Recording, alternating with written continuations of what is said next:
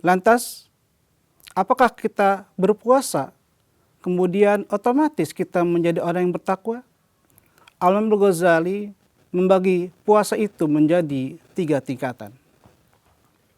Yang pertama, adanya namanya puasa awam. Apa itu puasa awam?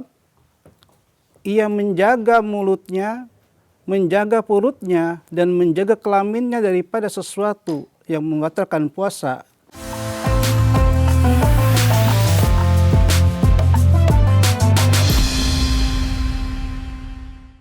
Bismillahirrahmanirrahim. Assalamualaikum warahmatullahi wabarakatuh. Alhamdulillahilladzi hadana lihada wa ma kunna linahtadiya laula an hadanallah. Ashhadu an la ilaha illallah wahdahu la syarikalah. Wa ashhadu anna sayyidana wa nabiyyana Muhammadan abduhu wa rasuluh la nabiyya ba'dah. Allahumma fassalli wa sallim wa barik ala sayyidina Muhammadin wa ala alihi wa sahbihi ajma'in amma ba'd. Yaqulullahu ta'ala fil Qur'anil Karim. A'udzu billahi minasy syaithanir rajim. Bismillahirrahmanirrahim. Ya ayyuhalladzina amanu kutiba alaikumus siyamu kama kutiba alal ladzina min qablikum la'allakum tattaqun. Shadaqallahul azim. Alhamdulillah, puji syukur kehadirat Allah Subhanahu wa taala. Kita semua dapat diberikan nikmat oleh Allah sehingga bisa menjalankan aktivitas dan juga ibadah harian kita semuanya. Semoga ibadah yang kita lakukan pada hari ini, yang telah kita lakukan dan yang akan kita lakukan semuanya itu tercatat sebagai amal ibadah dan diberikan ganjaran oleh Allah Subhanahu wa taala. Salawat dan salam senantiasa tercurah kepada baginda Rasulullah sallallahu alaihi wasallam, manusia agung yang menghantarkan manusia minaz zulumati ilan nur, dari zaman kegelapan ke zaman yang terang benderang. Kaum muslimin rahimakumullah, Allah Subhanahu wa taala mewajibkan kita semuanya untuk berpuasa dengan tujuan adalah menjadikan kita semuanya tergolong kepada orang-orang yang muttaqin, yaitu orang-orang yang bertakwa. Lantas, apakah kita berpuasa, kemudian otomatis kita menjadi orang yang bertakwa? Nah, inilah perlu kita pertanyakan dalam diri kita. Apakah puasa kita sudah sesuai dengan anjuran syariat, ataukah belum? Oleh sebab itu, untuk melihat apakah puasa kita baik atau tidak, Al-Imam Al-Ghazali memberikan klasifikasi puasa pada manusia. Al-Imam Al-Ghazali membagi puasa itu menjadi 3 tingkatan. Yang pertama, adanya namanya puasa awam. Apa itu puasa awam?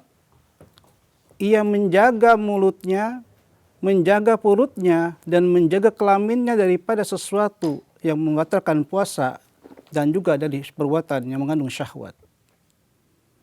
Orang yang berpuasa hanya sekedar menahan lapar, hanya sekedar menahan dari sesuatu yang membatalkan puasa, secara teoritis fikih sah secara syariat. Namun, apakah hakikat puasa mendapatkan itu semuanya? Kemudian yang kedua adalah, kata Al-Imam Ghazali, shaumul khas, yaitu puasa yang khas. Apa itu puasa khas? Puasa khas adalah puasanya para orang-orang soleh. Ya. Bagaimana cara orang soleh ini berpuasa? Ya. Mereka kaful jawarih anil asami, mereka itu menjaga, mereka punya anggota tubuh dari sesuatu yang dapat membatal puasa dan perbuatan tercela. Paling tidak, ya, ada 5 indikator bagaimana puasa itu tergolong pada puasa khas. Yang pertama adalah ghaddul basar, ya. Kita menjaga kita punya mata, punya pandangan daripada hal-hal yang dapat membatalkan puasa kita, membatalkan pahala ibadah puasa kita. Misalkan kita melihat orang yang bukan mahram kita tanpa menutup aurat dan sebagainya. Bahkan mungkin kita ketika scroll di media sosial kita melihat hal-hal tidak boleh untuk kita lihat, kita lewatkan itu semuanya. Kita jaga pandangan kita dari sesuatu yang dapat membatalkan pahala puasa. Kemudian yang kedua adalah hifzul lisan. Ya, kita menjaga lisan kita, perkataan kita, anil kidhib. Ya, pertama dari berdusta. Kita jaga selama kita puasa, janganlah kita berbuat dusta. Wal ghanimah, dan kita mengadu domba. Itu hal-hal yang memang harus kita jaga agar puasa kita mendapatkan pahala yang maksimal. Kemudian yang ketiga adalah indikatornya, kita menjaga kita punya namanya telinga, ya, dari hal-hal yang dimakruhkan dalam agama. Makanya ketika ada orang-orang yang sedang berbuat sesuatu yang tidak baik, lebih baik kita menghindarinya. Kemudian indikator selanjutnya adalah ya, kita menjaga anggota tubuh kita selain panca indera, entah itu tangan, kaki, dan sebagainya. Jangan sampai ketika kita sedang puasa, tangan kita berbuat sesuatu yang tercela. Mengambil hak milik orang lain. Kita lakukan gosok. Ketika ngabuburit, kita jalan ke tempat-tempat yang memang tidak baik. Nah, ini harus dijaga. Bahkan bukan hanya menjaga anggota tubuh kita saja. Kita juga harus menjaga diri kita dari memakan sesuatu yang dilabeli sebagai sesuatu yang syubhat. Ya. Apa itu syubhat? Adalah sesuatu yang belum jelas. Ya. Belum jelas asal-usulnya. Ya. Nah, ketika ketemu dengan sesuatu yang syubhat, hendaklah kita menghindarinya.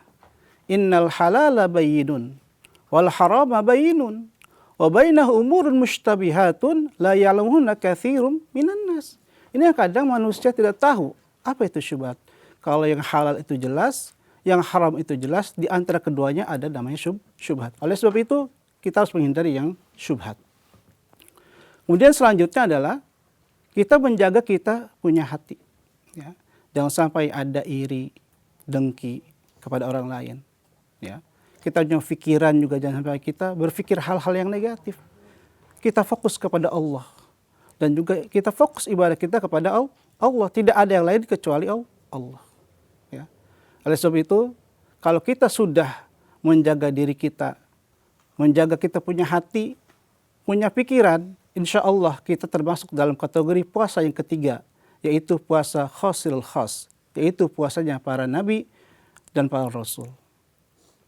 Jamaah sekalian, oleh sebab itu ketika kita sudah melaksanakan puasa dengan sebenar-benarnya, kita menjaga tubuh kita, menjaga panca indera kita, jangan sampai kita termasuk dalam sabda Nabi, kamin sha'imin laisa lahu min syabihi ilal ju'i wal atas, jangan sampai tergolong orang-orang yang puasa tapi tidak mendapatkan apa-apa.